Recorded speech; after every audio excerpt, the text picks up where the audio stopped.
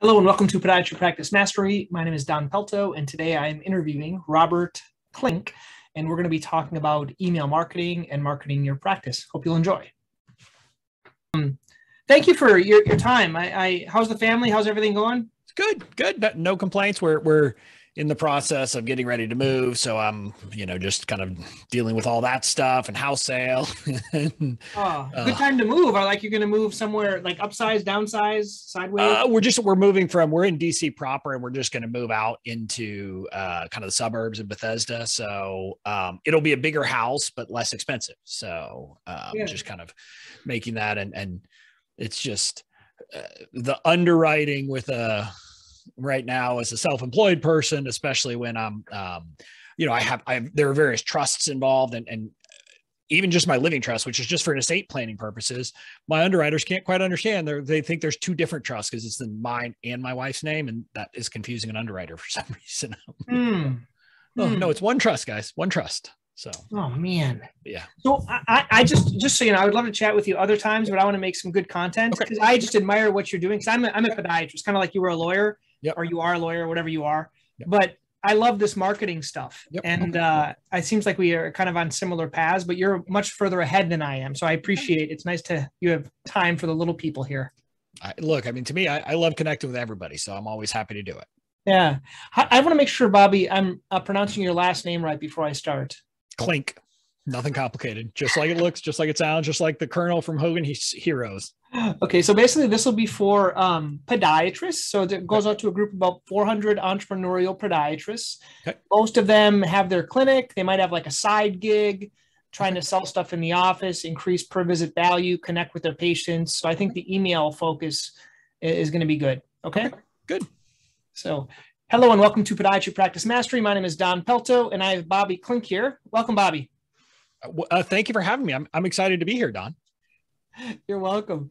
So basically our audience are going to be podiatrists, and many of them have heard about email marketing. Mm-hmm. And they've heard about sending emails to the list, but I think they've tried it a few times and they didn't get a result and they found that it sucked and then they stopped. So you have this book that's called Email Marketing, Sucks or Doesn't Suck. So let's talk a little bit about how you got interested in this. What was your background?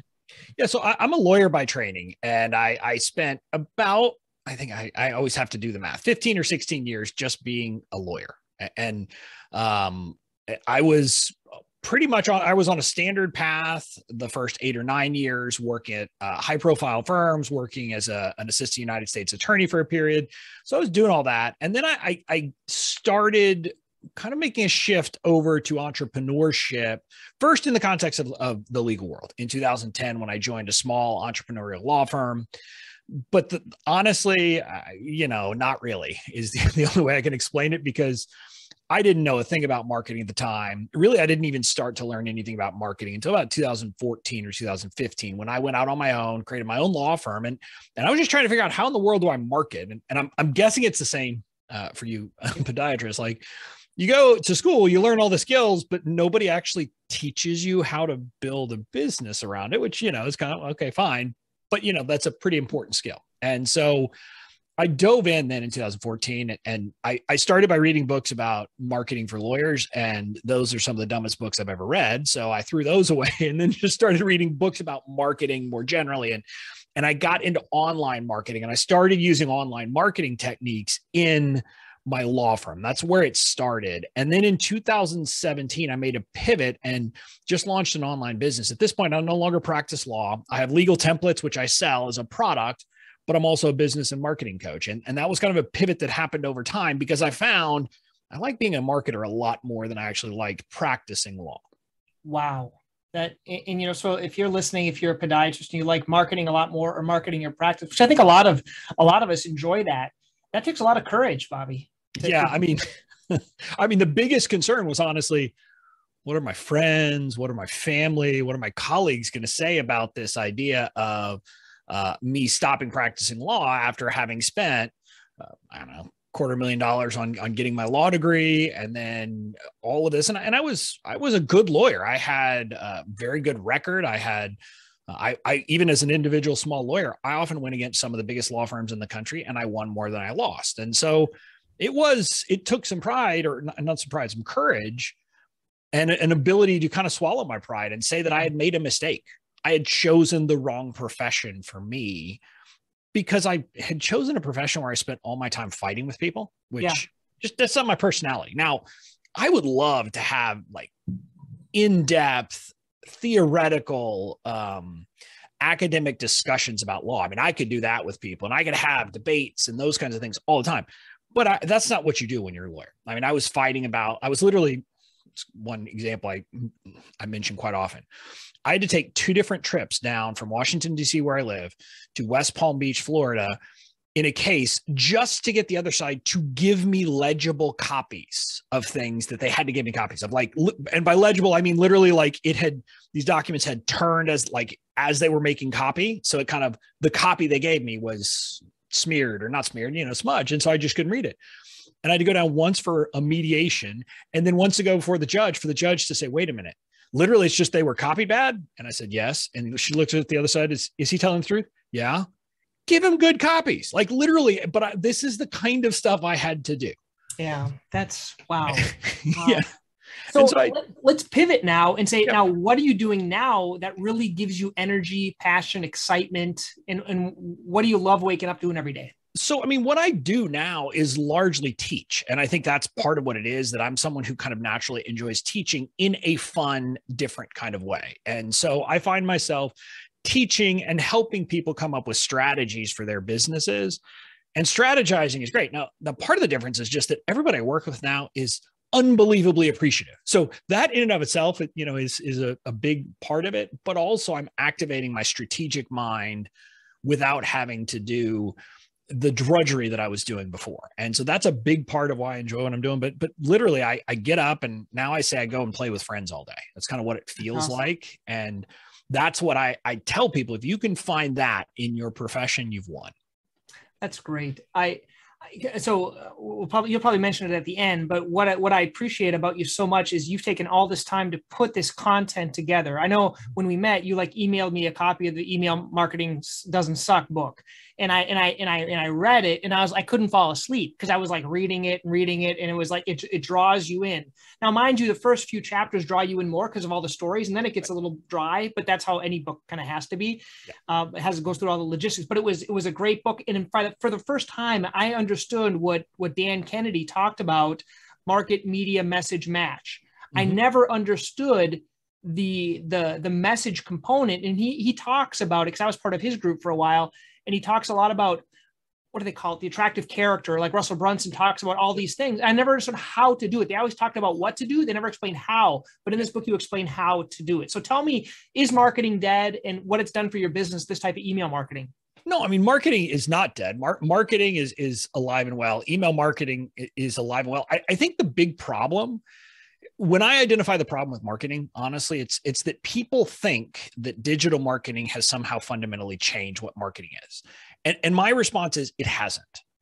Marketing is what it has always been, which is about understanding your customers, connecting with your customers, and building this relationship that naturally makes them want to buy from you. And it's funny, I knew all of this intuitively because my dad ran a chain of drugstores growing up. And so I like to say that I am an analog marketer in a digital world. I am building an online business where people feel more like they are, they're going to the local general store in a small town where the person who is the owner knows them and recognizes what they need and cares about them and wants to take care of them. And so that's the marketing component. Now, email marketing, I view as one of the most powerful ways for once people have said, hey, I want to know something about this Bobby guy, for them to really get to know me and decide whether I'm their guy. It's not about convincing everyone. It's about helping people figure out, is Bobby my person? There are a lot of business coaches. There are a lot of marketing coaches out there. If you expect someone who, again, who's going to use jargony words all the time and things like that, I'm not your guy. And people need to understand that I'm the guy who I'm going to use penny and nickel words, not dollar and $5 words. And it's things like that that help people just get to know you and recognize your personality. And when you find the right people, what you're doing is you're repelling the wrong people, but that attracts the right people to you like moths to the flame, and they just can't get enough. And it's how you find those people who will, I don't want to say buy everything you have to offer, but they will be the customers who have, sky high lifetime values. Because if they need anything that you offer, they're going to buy it from you. They're not even going to shop. They're not even going to say, does somebody offer it cheaper? They don't know, because to them, you are the only option. And that's what you should be trying to do. And that's what email has the ability to do for you when you do it right. Wow. So let's go and give people that are listening here. So we're all private. Let's take a simple private practice, because a lot of the docs that are listening to this, okay, Bobby, I'm starting. Let's say I'm part of a group of 4 doctors. They hired me on as an associate. Okay. They have their own website, but I want to start making a name for myself in this practice. I'm starting out. What would you recommend? They start, let's give them some tips. So I would think about the first thing you have to do has nothing to do with email. It's think through and put yourself in the mindset of your customer or potential customer and understand what the journey they're on. What is the problem they have? How would they describe the problem they have? And do they even know what the solution is or not? And do they know kind of an idea of what the solution, but not really? Or do they really know at a deep level? And what is the journey they're going to go on to get from wherever they start to potentially buying from you and then buying from you again and again and again? And that mapping of the customer journey is something a lot of people don't do. And this is why, like you mentioned, some of the Russell Brunson and that, a lot of people want someone to simply give them a plug and play funnel. Now, maybe there kind of is one for podiatry. I don't know, but you have to understand, I couldn't give you my funnel because guess what? The journey that my customers are on as business owners to market themselves is very different than the journey your customers are on as people looking to solve their problems. And so you have to really do that and get in their mindset. Because that's the first thing. You got to know your audience. Then once you've done that, you need to start speaking into that. You need to be talking about that problem. You need to be developing lessons in a way and providing information to them that will help them move along the journey. The problem is, and again, I maybe I'm wrong about this, but I'm going to make a broad proposition here, Don, kind of like I would make this about when I was starting and helping people with the legal stuff online. People probably don't want to read an email that's all about lessons or medical information, et cetera. That's not what they want. Kind of like with the legal stuff. If I had just written emails about here's what you need to do from a legal perspective, you're like, they'd glaze over and fall asleep.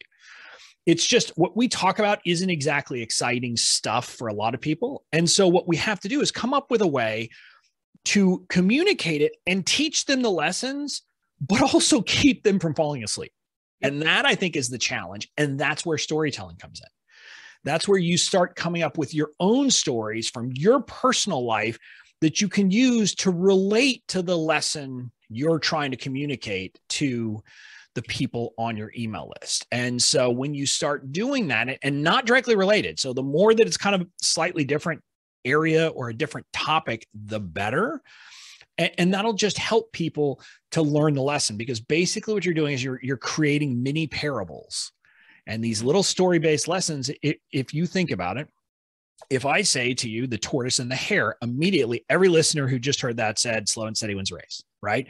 That little story has this lesson that we've all taken. Same thing if I say the 3 little pigs. I don't know how different people would describe it, but you think, oh, I've got to prepare now. And put in the work to make the preparation. And so again, we learn through stories. So you need to come up with those kinds of stories so that people will want to pay attention to you.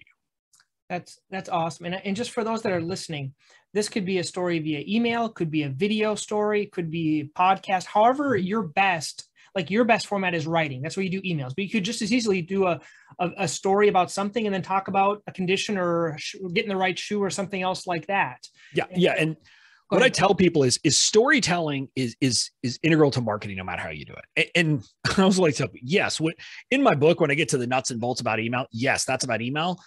But almost what I jokingly say, because I didn't start out planning to write a book about email. I started to write a book about marketing. And I said, no, I'm going to write about email. And I ended up writing a book about marketing. And so kind of everything that I talk about, other than the nuts and bolts of email, really applies across everything you're doing with email. Now you have to understand the different channels, the different medium will have different, like there will be different things that are specific to them. But yeah, storytelling is just integral to everything we do as humans. That's how we learn. And so doing that will help people. Now, again, in academic settings, we don't often learn through story. Often there we learn by that. But I'm simply saying, but that's where we're paying. And let's just be very clear. Your people are not paying as much attention as you are when you were in school. And so you have to give them very bite-sized, understandable lessons. And that's where the stories come in. Yeah, and frankly, when I teach residents or students coming through, I always say what you need to do is when you talk to an experienced doctor, you write down their parables or their stories. Mm-hmm. And because we all use like plantar fasciitis, it's kind of like this. It's the kind of like this portion that you have to pay attention to. Or orthotics are kind of like this. It's the kind of like is what, because otherwise I want a hard piece of plastic. Well, right. Kind of explaining behind a story. Now, if people have never heard about this before, you all do this with your patients currently. How do you operationalize this for me? Excel spreadsheet, what works for you? What does Bobby do? How do you write down your stories? What works for you? So I always tell people I'm lucky. I don't have to write down my stories. And the reason why is my superpower. And I don't say that in a sense of like, I'm great, but there's this Gallup, I think it's called the Clifton Strengths. It used to be called the Gallup Strengths Finder test, but it's a great assessment. If you haven't taken it, I highly suggest it. And I took it, and what it does is it ranks 34 different strengths from 1 to 34 for every human being. The cool thing about this personality assessment is you will share the exact list of 34 with like 1 in every 2 billion people. So like there's 1 or 2 other people on earth that's the same as you. And the report ends up being very customized. So for me, literally some of the snippets in the report say you naturally tell stories from your personal life and relate it to your professional life. So I don't have to do this. Yeah. I mean, it's that, when I read this thing, I was like, is someone like looking over my shoulder as I'm doing this? I mean, that's how amazing it seemed. But what I recommend for other people is figure out the different kind of big buckets of themes that you're going to be talking about when it comes to lessons and information. So the lessons you're going to want to do or the themes. And so for me, like in my marketing, a lot of what I'm talking about is how the conventional wisdom is wrong. So that would be a bucket for me. Places where the conventional wisdom is wrong. And what I then do is I look for stories from my life, not from marketing, but my life where following the conventional wisdom got me into trouble or where ignoring the conventional wisdom turned out to be the best move. And that's kind of how I'm doing it. So you come up with your buckets of different topics, themes, et cetera, you're going to want to talk about. Then, especially as you're starting out, because storytelling is not natural for most people, what I suggest is every day, the end of every week, I don't really care how often you do it. Just make sure you do it before your memory goes away. Ask yourself these questions. Who did I meet with today? Where did I go today? Like ask yourself those kinds of very specific questions, not like, what did I do today? Because that's like, that's a very broad thing, but who did I meet? Who did I talk with? Where did I go? Those types of things. And then just go down the list and say, okay, is there a story there that could relate to one of my buckets? And if so, you just jot it down. And I would not do it in an Excel spreadsheet because I'm not that organized. I would literally do it more like just in a paper journal, and I'd have pages for each one, or candidly, like during the day, your notes app on your phone is a great way to collect a story if you think of it and something happens. But you should do that. And as you work on it, it will become more natural. So that's kind of on a day-to-day basis. But I'll also suggest you should then mine other parts of your life, other periods of your life for potential stories. Some of my best stories are from high school, from college, those periods. And not because they're wild, but because it shows a part of me that letting my customers or potential customers in on that part of my life will allow them to connect with me in a way that they wouldn't otherwise. And that's the important thing. Like, one of my classic stories is about a speech I had to give in a debate competition in high school. And when I first sent that out as a weekly email, I had multiple people, but one person I remember specifically respond back, said, I had to do that same dang event. And it was so weird. And for that person now, I'm not a random marketing coach. I'm the guy who did that same speech event as they did. And so think about how that changes the relationship from their perspective. All of a sudden, they're connected to Bobby as a person, and they want to do business with me. You know, for those that are listening, I'll operationalize what works for me. I have the 5-minute journal that I use every day. Yep. On the top, I put wife, and on the bottom, I put story. So for wife, I put in one story about my wife that I'm appreciative for her. Yep. And like once a month, I'll put a card and I'll write all those stories in. Just to put little lines. Under story, I'll pick one story and I write those down there just to keep my brain going.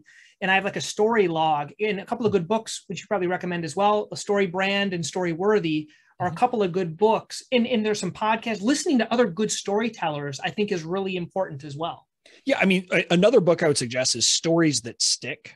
That's another book about stories.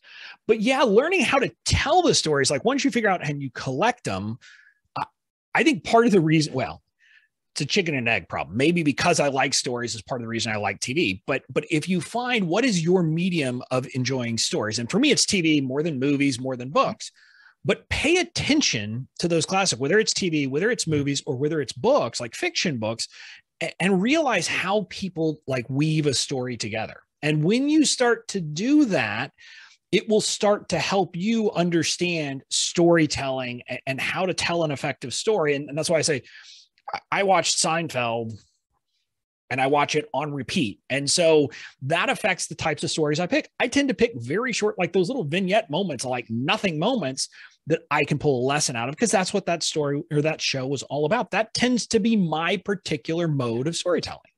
You know, one other thing that when I was reading your book, what I started to do is I wanted to develop stories. So every Monday I thought of a story and I practiced it, because I see 30 people a day. I practiced the same darn story. And by the end of the week, it got pretty good. I just kept on telling it until I could see how they reacted. And it might've been a story from childhood. And I just, hey, I was thinking about this. And I practice on it. We have these patients we can practice on all day long telling them. So yeah. And one suggestion I would say, like if listener, if you struggle telling stories, especially like if in the context of speaking it, many places will have, like many cities will have different organizations where you can go practice it. And there's things like Toastmasters, but I'm talking here in DC, we have something called Story District. It is a program that you can go through, like an 8-week program where they will walk you through storytelling and things like that. And I would suggest looking to see, is there something like that in your area if you struggle with it? Because they will help you overcome that and figure out how to put a story together in a meaningful way. Like I would, for example, suggest that if my dad were doing it, he should probably go to one of those, because he's one of those guys who gives way too much detail, goes on to way too many tangents, and so kind of loses the point. And that's one of the things, maybe that's a problem that you have. And I don't mean you, Dom, but I'm saying listeners, maybe it's a problem. And if so, you need to figure that out and kind of curtail it. But understanding how to tell stories effectively will do you wonders in your marketing, not just email, but every part of your marketing. Yeah. So Bobby, I want to ask you one question. Since you do kind of coach people, a lot of podiatrists or just busy professionals in general, in our minds, we think we want to make certain changes based on this. I want to start writing an email once a week. I want to start gathering stories. I want to change my business. I want to open a second office. I want to do all this marketing stuff. But the big thing is like, well, how do I organize my time to find time to do this if your time is already used up? Do you have any tips for like how to make change with people that are busy? Like what do you recommend when you see people like that? So the first thing is, and I'm one of those people. I'm one of the worst. I am shiny object syndrome. I would almost certainly be diagnosed with ADD if I was growing up today. But what I will tell you is that the key is to figure out, first of all, don't try to change 8 things at once. Pick one, literally just pick one and pick one thing to focus on. But just as importantly, I honestly believe that all of us are doing a lot of stuff on a daily, weekly, monthly basis that we don't need to do. That it's stuff in our business that we could stop doing that would not affect our business one bit. It's stuff in our personal life that we're doing because, I don't know, because that's the way it's been done, but we could stop doing it and it wouldn't have any negative impact. And so part of what you need to do is get a handle of what you're doing and what could you stop doing. And I don't mean like there's the delegate, like there's the stuff you could delegate, but I'm saying there is stuff that literally in my business, I realized at some point, we're doing it because someone told me we needed to do it, but it is having zero impact. So I'm just going to stop doing it. And when we did, guess what? Didn't have any impact. There's actually a book that I that I like. And one of my teammates, I jokingly try to get her to do it. It's called Procrastinate on Purpose. And it's an idea. It's by Rory Vaden. And it's a book that helps you kind of figure out when you have a task, should you eliminate it? Should you do it? Should you delegate it? Or should you procrastinate it? Literally, should you say, you know what? Yes, but not now. And so that book is a very helpful thing, because I think we need to get in practice of figuring those things out, and just figuring out what we can stop doing is just as important if you want to make room in your schedule. That's awesome. You know, one thing I was doing is a lot of times in between patients, we all have 5 or 10 minutes, right? So sometimes we're going patient to patient. Sometimes we have some time. And what I found is a big time suck is just doing little things. And I said, well, I wanted to read more. And so every spare moment I had, I didn't open my computer first thing. I just started to read when I got to work. When they called me to see a patient, I saw him, came back, read. Yep. You can get through so much. And that might be your video courses or things like that. Anything that you want to hump through that you don't have time to do it before or after work. Make better use of the spare time that you have, these little spare minute, 2 minute, 3 minute that you're just wasting. Yeah. So in a perfect example of that from my business right now, there is a resource called Turkle, which is basically where it's kind of like Help a Reporter Out, if you've heard of it, where people are asking for sources to answer questions that they might then quote you and include a link back to your website.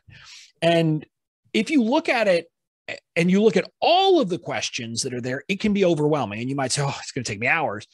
But answering any given one is less than 5 minutes. So it's the same kind of thing. When I have 5 minutes, I can just go over there. I can look at the top, and you can literally hit skip and it'll eliminate the ones that you don't want to do. So I can go through. I'm like, oh, here's one I can respond to, and boom, and I respond. And if you just do that, guess what?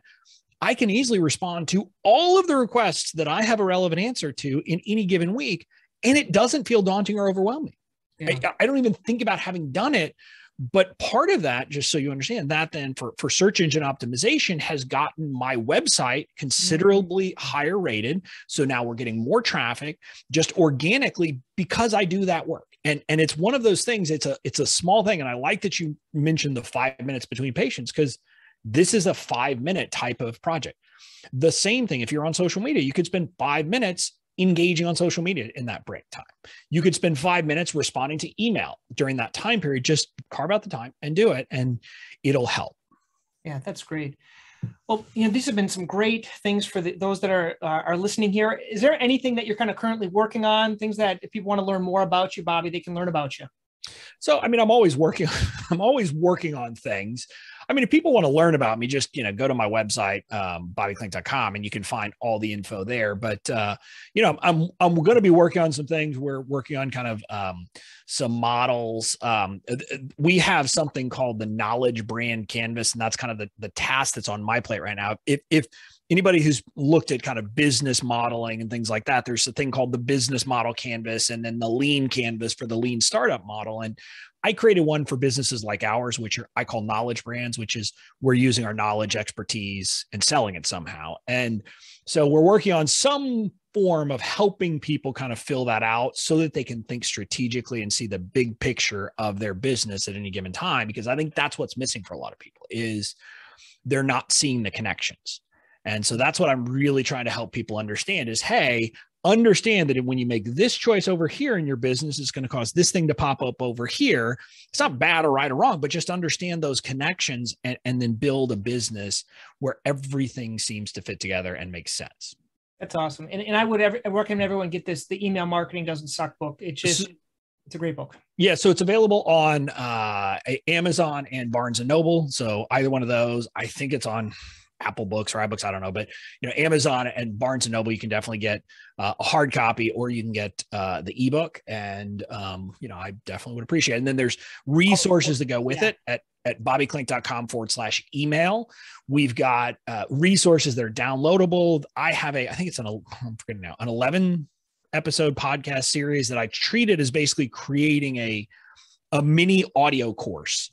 And I loved it because you pulled the audio from your video course for people that are busy like me, that I'm not going to watch your face for 3 hours, but I will listen to you in the car. Exactly. Right. And I kind of realized, look, people don't need to look at me. Even when I have slides, they don't need to look at me. So, but when you go to bobbyklink.com/email, that's where you'll find all of these resources about email and the stuff that I can help you with. Yeah. And you're pushing the free curve. So thank you so much, Bobby. Okay. Talk to you later.